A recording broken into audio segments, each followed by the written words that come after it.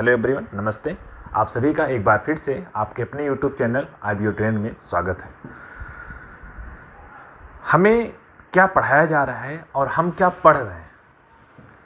अधिकांश लोग एक टैग लगा देते हैं, हम बेरोजगार हैं। हमारे अंदर ऐसी कौन सी स्किल्स है जिस स्किल की वजह से मुझे नौकरी मिले। खुद से सोचें कि हमें कॉलेज में क्या पढ़ाया जा रहा है, हम किस चीज़ का कंपटीशन करते हैं। जैसे आपकी एंट्री होती है, अगर आप ग्रेजुएशन के लिए जा रहे हैं तो आपसे डायरेक्टली पूछा जाता है कि आपने इंटर में कितना परसेंटेज गेन किया है। और ये मेरा प्रैक्टिकल एक्सपीरियंस है। स्टूडेंट बताते हुए बड़े गर्व के साथ कहता है 70%, 80%, 90%, 95% और क्यों ना होना चाहिए, जो इतने अच्छे मार्क्स लेके आए हैं। हमारा कल्चर भी इसी से रिलेट करता है। हमारे गार्जियंस, हमारे माता पिता भी इसी भी फोकस करते हैं कि बेटा अगर परसेंटेज नहीं आया तो आपको नौकरी नहीं मिलेगी। यानी स्टार्टिंग से आपके दिमाग में ये बातें ठूस दी गई कि परसेंटेज लेके आओ तो नौकरी मिलेगी, परसेंटेज लेके आओ नौकरी मिलेगी। आज आप खुद देख रहे हैं कि कितनी नौकरियां परसेंटेज की वजह से मिल रही हैं। खुद से एनालिसिस करें, अपने आसपास आप देखें। और मैंने कई बार ऐसे लोगों को देखा है जिसकी हैंड राइटिंग ठीक नहीं है, वो उतना परसेंटेज गेन नहीं कर पाते हैं। इसका मतलब ये नहीं कि उनका IQ लेवल ठीक नहीं है, वो भी पढ़ने में, वो भी नहीं बल्कि वो पढ़ने में बहुत बढ़िया है, लेकिन हैंड राइटिंग की वजह से वो मार खा जा रहे हैं। मैं ऐसा कभी भी नहीं कह रहा हूँ कि जो 95% आ रहे हैं वो वीक है, लेकिन मैं इस बात को भी इग्नोर करता हूँ कि जो 70% पाए हैं, जो 60% पाए हैं, वो कमज़ोर है, वो वीक है। ये भी नहीं, उनके अंदर भी टैलेंट है। अब बात रही कि हमारा इन्वायरमेंट किस तरफ बढ़ रहा है। अच्छे मार्क्स लेके आओ तो नौकरी मिलेगी, अच्छे मार्क्स लेके आओ तो नौकरी मिलेगी। कोई भी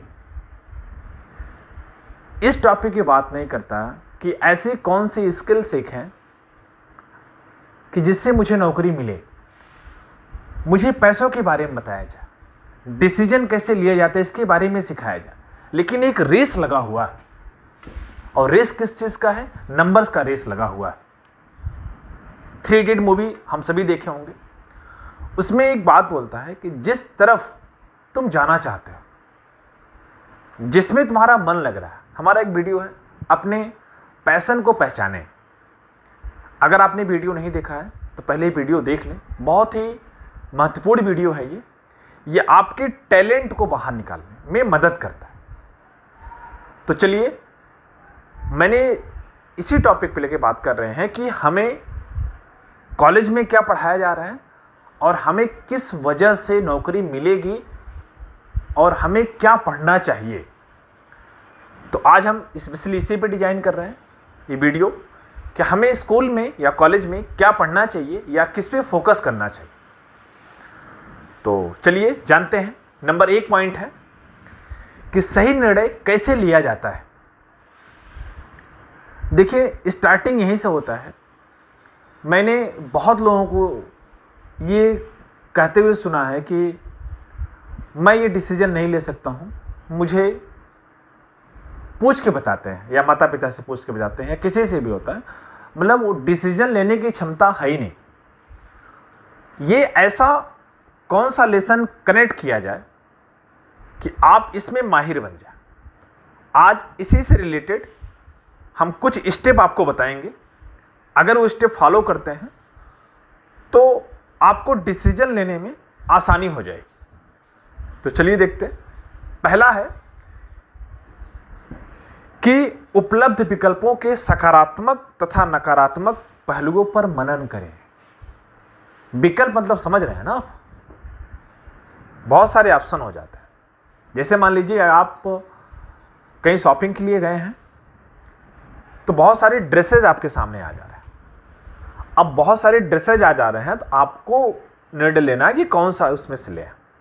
तो आप अपने हिसाब से चूज करते हैं। मैंने वही कहा कि बहुत सारे अगर आपके पास डेटा आ गए हैं तो उसके दो पहलू ही होते हैं, या तो सकारात्मक होगा या तो नकारात्मक होगा। तो आप दोनों पहलुओं पर मनन करें, दोनों पहलुओं पर विचार जरूर करें कि इसका पॉजिटिव वे में क्या हो सकता है और निगेटिव वे में क्या हो सकता है। मनन करें, दोनों चीज़ों पे मनन करना चाहिए। जैसे कई लोग कहते हैं ना, हम केवल पॉजिटिव ही देख रहे हैं। हाँ ठीक है, निगेटिव देखना भी नहीं चाहिए, लेकिन मनन जरूर करना चाहिए। दोनों पहलुओं को ध्यान देना चाहिए कि इसका पॉजिटिव क्या होगा और निगेटिव क्या होगा। पता लगा कोई ऐसा निर्णय ले लिया जिसका निगेटिव ही है, कोई पॉजिटिव है ही नहीं, तो आप इस चीज़ पे मनन करें पहले कि जिस पे आप निर्णय लेने के लिए जा रहे हैं इसका पॉजिटिव और निगेटिव वे भी क्या है। दूसरा बात करें, अपनी काबिलियत पहचान। मैंने कहा ना कि टैलेंट की बात कर रहे हैं, काबिलियत पहचान यानी आपका स्ट्रेंथ क्या है और आपका वीकनेस क्या है, इस पे आप जरूर फोकस करें। कई स्टूडेंट को पता भी नहीं होता है कि हमारा स्ट्रेंथ क्या है और हमारी वीकनेस क्या है। इस पे आप ज़रूर विचार करें, अपनी काबिलियत को पहचानें और इससे कनेक्ट करें कि आपका स्ट्रेंथ पॉइंट क्या है और आपका वीकनेस पॉइंट क्या है। तीसरा, जिम्मेदारी लेना सीखें। एक लीडरशिप होती है। अगर आप किसी चीज़ के लिए आगे बढ़ते हैं, आगे बढ़ रहे हैं, इसका मतलब आपके अंदर साहस है कुछ करने के लिए, और वो बढ़ के आप जिम्मेदारी ले रहे हैं। और जिम्मेदारी ले रहे हैं इसका मतलब आप मेंटली प्रिपेयर हैं, क्योंकि आप लीडरशिप के लिए आगे बढ़ रहे हैं। तो उसमें दोनों चीज़ हो सकता है, या तो पॉजिटिव होगा या तो निगेटिव होगा। लेकिन अगर आप आगे बढ़ें, इसके अंदर आपके अंदर हिम्मत है, आप कुछ बड़ा कर सकते हैं, आप सोच सकते हैं वहाँ तक कि मैं ये काम कर सकता हूँ। वो इंटरनल जो थॉट होते हैं ना, वो बाहर आता है। तो जिम्मेदारी लेना सीखें इस चीज़ के लिए, है ना। और ये जो भी है ये प्रैक्टिकल है और ये एक दिन में नहीं होगा, धीरे धीरे होगा। चौथा है, गलतियों से जरूर सीखें। अगर हम पहली बार गलती कर चुके हैं तो उसको इग्नोर ना करें, है ना, उसको इग्नोर ना करें, उसको ध्यान में रखते हुए आगे बढ़ें। एक गलती, 2, 3, 4, जैसे बार बार गलती कर रहे हैं, बार बार गलती कर रहे हैं, बार बार गलती कर रहे हैं और आप वही गलती बार बार रिपीट कर रहे हैं तो दिक्कत है। प्रयास करें, गलती करना सही है, लेकिन बार बार उसी को रिपीट करना ये बदतमीजी हो जाएगी। आप पहली गलतियों से सीख के आगे बढ़ें और प्रयास करें कि वो दोबारा ना होने पाए। इस चीज का विशेष ध्यान रखिएगा। नेक्स्ट हम लोग बात करते हैं इस पे, हाँ और ना दोनों पर अटल रहें। हाँ और ना दोनों पर अटल रहें। अगर आपने हाँ बोल दिया है या ना बोल दिया है ना, जैसे कि कोई भी डिसीजन के लिए है, 4-5 लोग कलेक्ट हुए हैं और एक सहमति के साथ आप अपना तर्क रख रहे हैं, हाँ ये इस बात से मैं सहमत हूँ, आप उस पर फिक्स रहें, हाँ आप एग्री किए इस चीज़ के लिए। ये नहीं कि थोड़ी देर बाद बदल जाए, नहीं मैंने ऐसा कुछ नहीं कहा था, ये इस तरह से।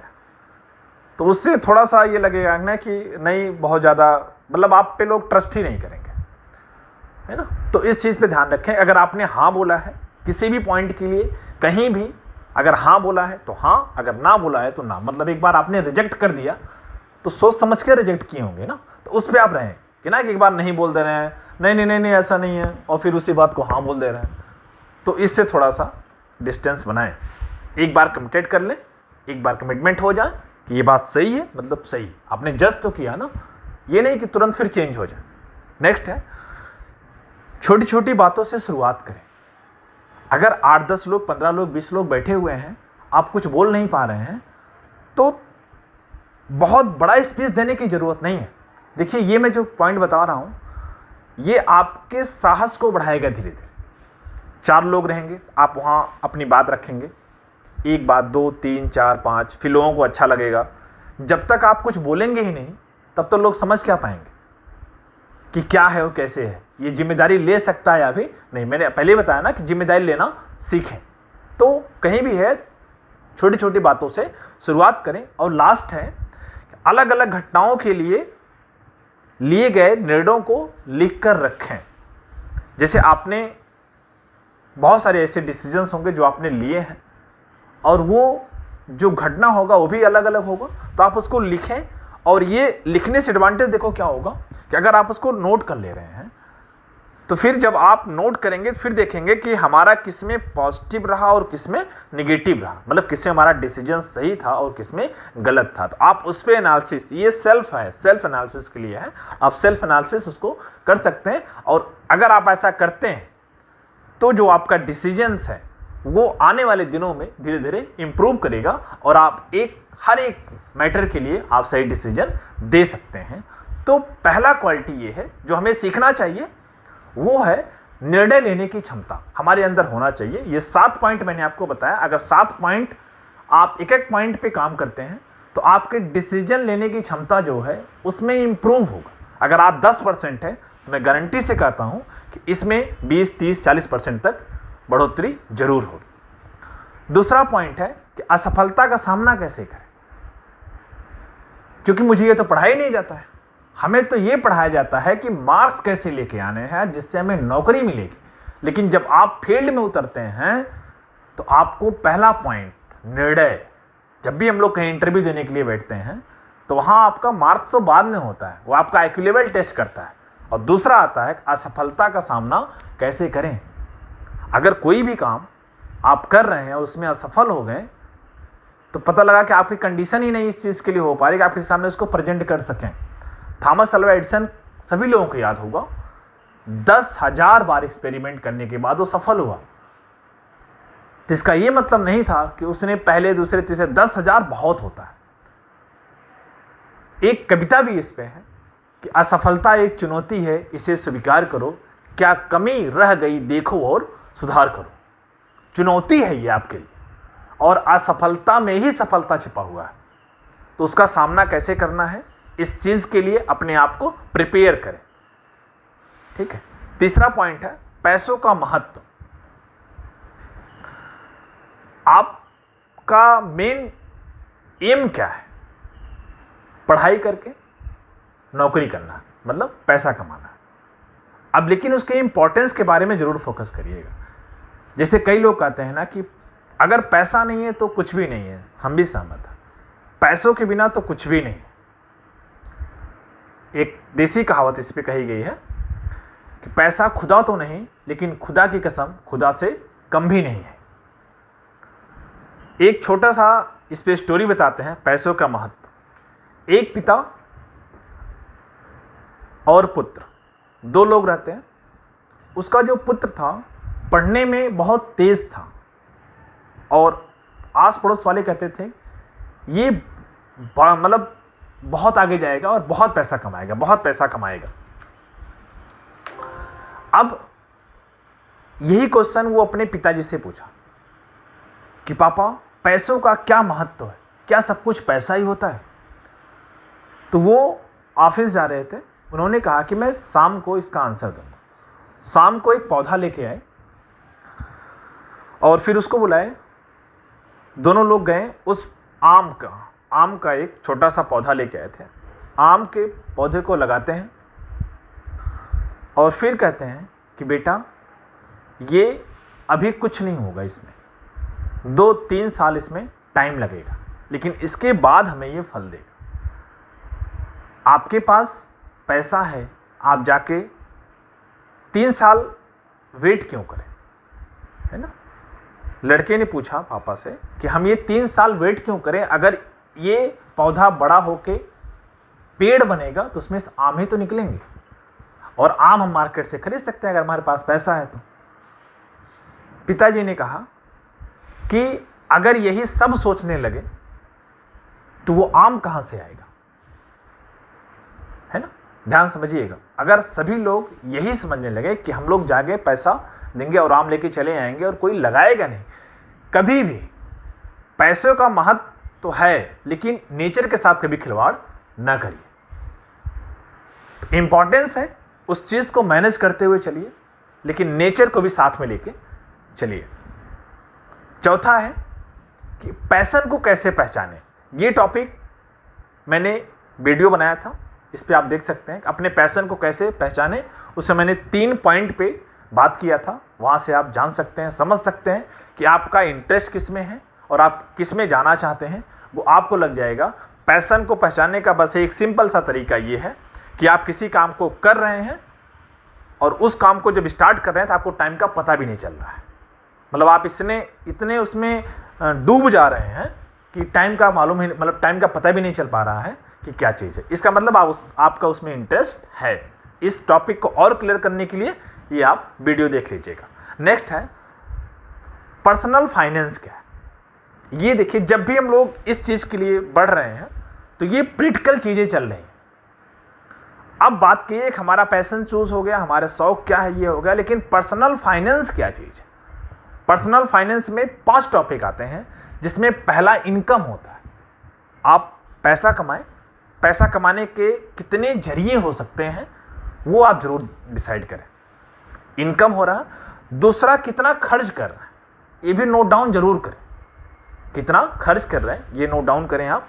सेविंग जरूर करें, इन्वेस्टिंग जरूर करें और प्रोटेक्शन रखें। ये 5 चीज़ें हैं जो पर्सनल फाइनेंस में आता है।